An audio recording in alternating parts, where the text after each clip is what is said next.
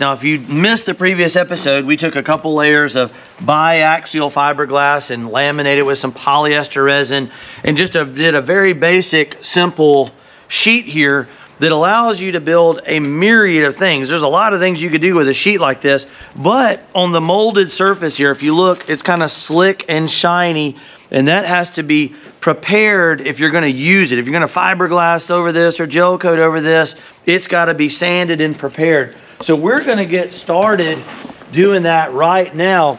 Now, I wanna welcome everybody to the channel, and if you're brand new here, I'd like to introduce myself. My name is Joe Buskins. I'm a second-generation professional boat builder and a 100-ton licensed captain, and we are in our family's boat shop where we build and repair boats and have been doing so for generations.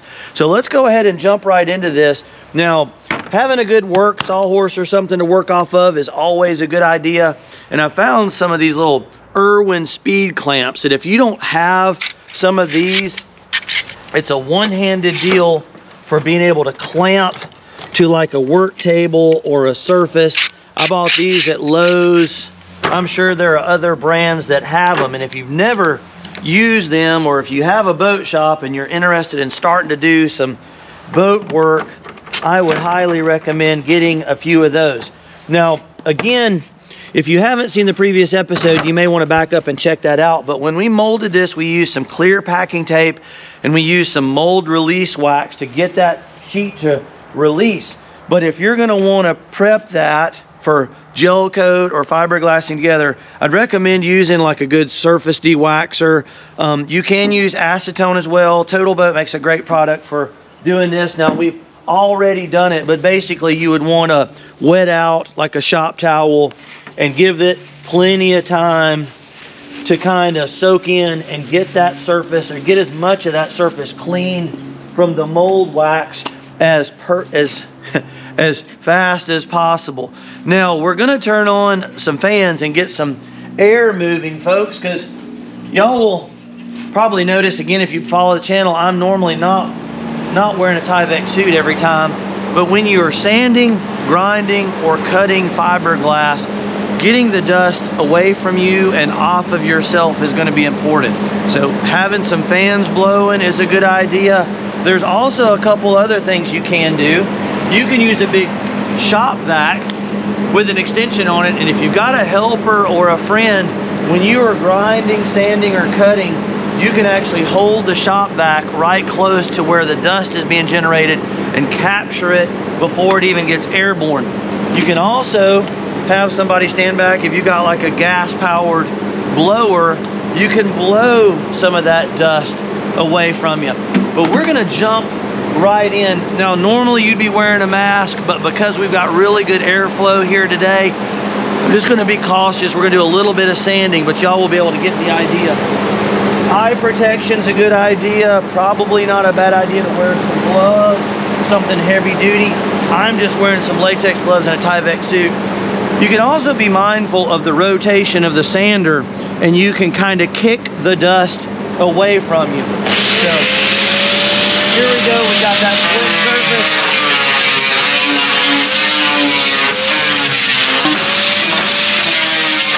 Just like so. Now you can use the grinder to shape and contour.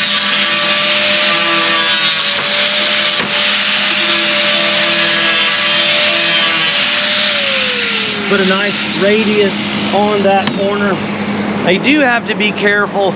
For the sake of demonstration, I'm kind of flying through this, but when you've got those edges kind of loose like that one is, sometimes these cutting tools can kind of grab or kick back. And you want to be sure the surface is clamped down and nice and secure.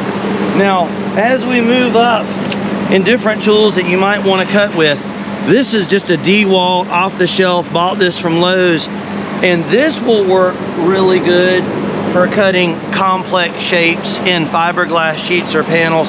And I tend to use a metal or a bi-metal blade. This is an all-purpose metal for fast cuts. Again, that's just a common off-the-shelf blade. I want to demonstrate for you folks at home.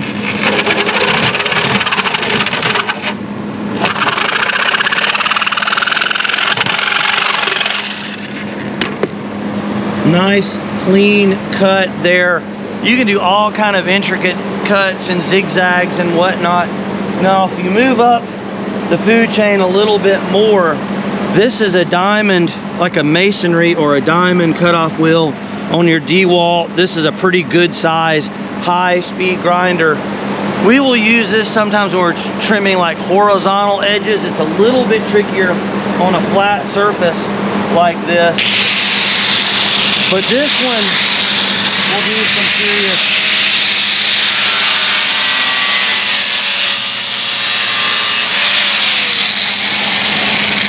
goes through that thing like butter, man. That is a very, very good power tool for doing this kind of stuff. Now, something that you may not think of, or a tool you may not be inclined to think of when doing this kind of work, is a skill saw. And there are some options. That's just a standard Bosch off the shelf, nothing fancy again.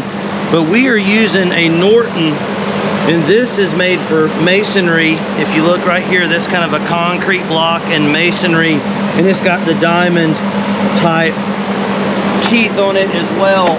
That also came from Lowe's, and that can work really good. Now, something else that can work aside from the diamond or the masonry wheels, they do make these cutoff wheels. These are DeWalt, but one is more of a masonry and one is more of a metal cutoff, but either one of them can work. When I was growing up in our shop, my dad always called them a carborundum, but basically a metal cutoff wheel. And what it's doing is basically, it's not really cutting, it's kind of burning the fiberglass or grinding the fiberglass out. And on a skill saw, that can work quite well.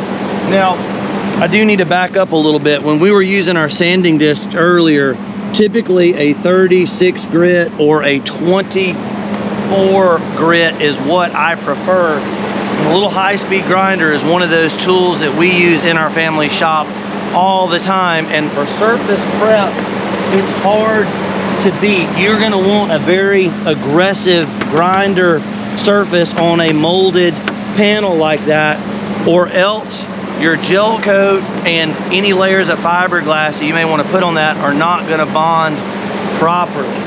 So, but I do want to thank you folks too. Actually, on this last video, we're having a really good response on it, and we've had a lot of positive feedback talking about variations in core material and panels that you can use, or surfaces that you can use for making panels.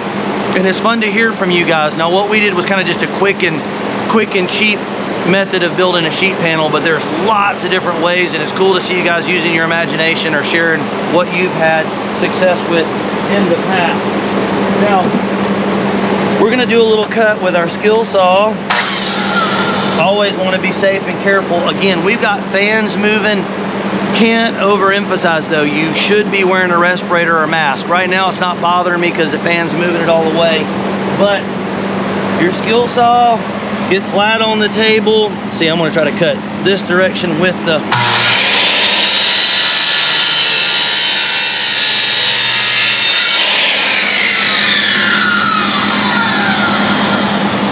super quick, super easy. They sell those blades in a much larger diameter as well, and you could absolutely, in theory, like if you made big giant sheets of this stuff, you could set up your table saw and you could set that up and you could rip or cut strips of this material.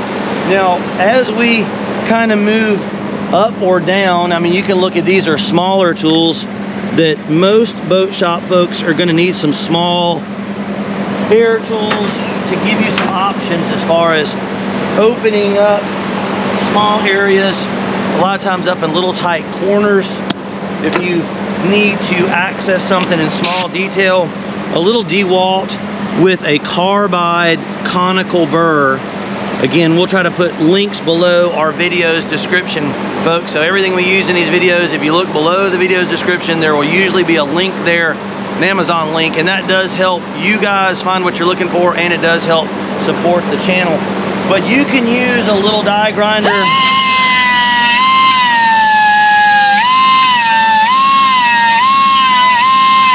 to shape and contour It's also really, really good if you've got a PVC pipe or a drain pipe that you're installing in something.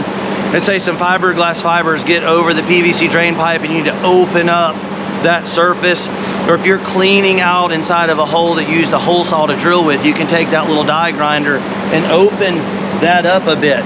Now, there's another little tool. This is a little inline rotary tool, and it's got like a miniature version of the carborundum cutoff wheel. And DeWalt makes these, but those are designed to go right on the end.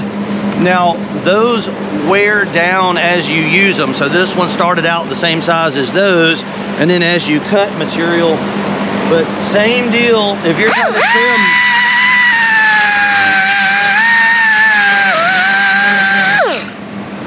that is pretty darn efficient. Little angle grinder, a little pneumatic. Again, you got these little twist lock grinder discs on there. Super convenient.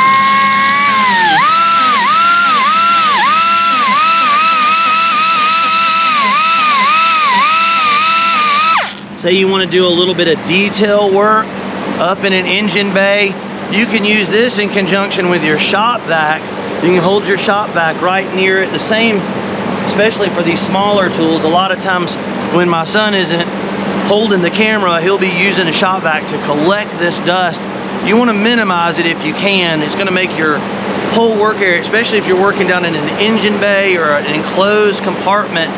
Again, maybe we can pivot around and look. The big, I've had good success with these big rigid shop vacs, and we normally put fairly long hoses on them. So a lot of times we'll have them down on the ground and you can reach up in the boat and put them near where your grinder is. And it's amazing how much of that dust it'll capture.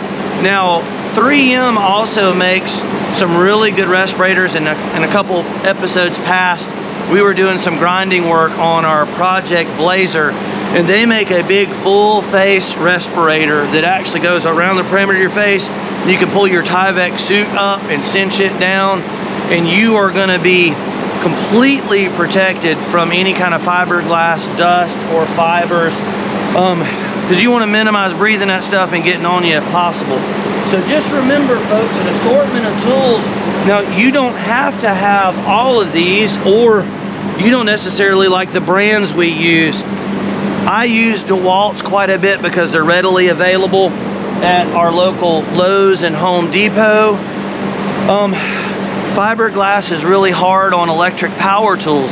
So I don't like El Cheapo, like the bottom of the barrel tools, just because sometimes they're just not a pleasure to work with. But the ultra high-end tools, this stuff can be hard on them. So I found the DeWalt's are a good middle ground. But I do know some folks that use like Harbor Freight tools and stuff like that. You know, they get enough performance to get the job done. Now, there is one more specialty tool I almost forgot about. When we are doing demolition work, taking a boat apart, or if you're trying to cut something in a dash that's very precise, this is made by a German company called Fein. It's a F-E-I-N. There's the model number on this. I've had this little tool for quite some time, and I use a little oscillating, it's a little oscillating carbide bit. It's kind of what you would use for grout and tile work, and it's kind of noisy and it kind of vibrates. This thing is kind of the same idea as if you've ever had a broken bone and they had to cut a cast off of you. They kind of use a similar deal.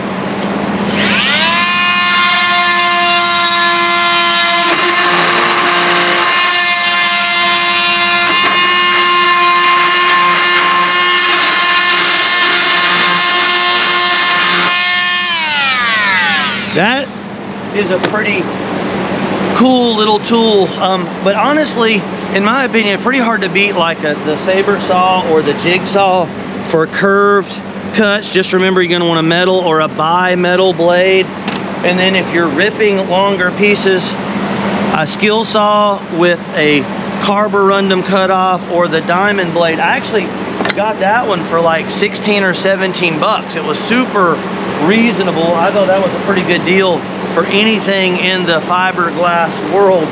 So I think we covered our bases. Now, to give you a glimpse into the future, we got some really cool product reviews coming. We're also going to be working on some variations on these panels. I got some cool ideas for things we can make that would open up opportunities for you guys and gals at home to build anything from stuff to your RV to possibly, I know I've had a number of folks here lately talking about their car projects, building dashes and consoles and that kind of stuff. So maybe it'll give you folks at home some ideas. Hope y'all enjoyed the video. If you're finding value in the work that we're putting into making these videos, please remember to subscribe. It's totally free to do so. And if for some reason I make you unhappy in the future and you don't want to be subscribed, you can just hit that button again and you're unsubscribed. So very little commitment there, but that does tell the YouTube algorithm we're doing a good job. Please remember to give us that thumbs up, like, share, comment, tell a friend. And I love hearing about y'all's projects and suggestions and ideas and constructive information that'll help the channel and share information with other DIYers out there that are interested in the amazing world of fiberglass, composites, and epoxy. Also remember, we've got several channel sponsors. A lot of the materials we use here, you can use a Fish Bump TV discount code to get price breaks and discounts with our resin and material suppliers, so be sure to take advantage of that. So it's Captain Joe here with Fish Bump TV. My son Logan, as always, working super hard behind the scenes as my amazing cameraman, and we will catch you folks in the next episode.